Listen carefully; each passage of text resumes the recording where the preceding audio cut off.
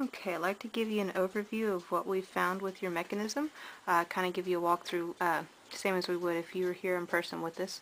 Want to show you the reason why your clock is giving you strike issues, but also if it has been giving you timekeeping issues, then to show you why, and if it hasn't, then to show you why it will soon give you issues. Starting out with your time train, which your power source starts here at your mainspring barrel and works its way up to your balance. Starting out here with your mainspring, if you can notice a few gears, notably this gear, which is your second wheel, this gear, which is your center shaft, and the pivots going up this way. If you notice your second wheel directly to the right, that is bouncing from the 5 o'clock to 11 o'clock position. Your center shaft right here is kind of going in that same, I guess, 4 to 10 o'clock position, a little bit different, but I can exercise it here with my finger up front. This is your hand shaft, where your hands go. And basically on your time train, those are your two biggest sources of wear. There is a small amount of wear here, but that is your time train. And also on your strike train, which is where you're getting the most issue from exercising your strike mainspring. You can see a little bit of wear here on your power source bearing, and also going to attempt to tilt this, hopefully it stays in focus. Your second wheel, which is down here, see a little bit of side to side wobble, and bringing this back up. Your biggest source of wear on your strike train is your third wheel right here. You can see the buildup that has accumulated over the years.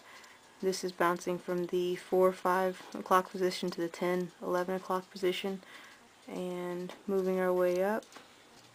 Also got wear here on your fourth wheel. Don't know how much you'll be able to see in the video, but this is your back plate. I'm going to cut this video and go to the front plate so you can see the wear there, but most of the wear is present on the back plate. Okay, and now for video 2, to show you a few significant points of wear. Your time train fourth wheel, this is your front plate pivot. This is pretty heavily worn, and also your center shaft, once again, shouldn't be able to get this much play out of it. There should be some breathing room, but this is just slop. And on your strike train, your second wheel here is bouncing pretty heavily, and also, see if I can keep this in focus.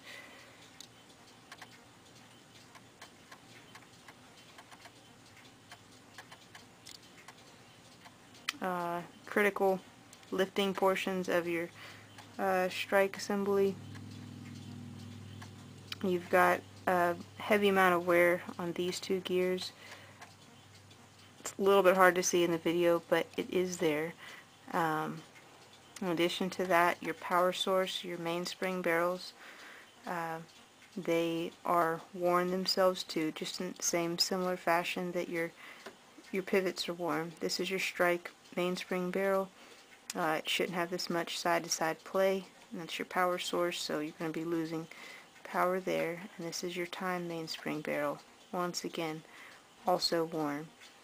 So just to kind of give you a walkthrough of what we've seen, the overhaul will address every pivot and corresponding bearing, which is the brass that surrounds that pivot, and we don't pick the ones that are just worn. We address all while we're in for the rebuild, so that will get addressed. And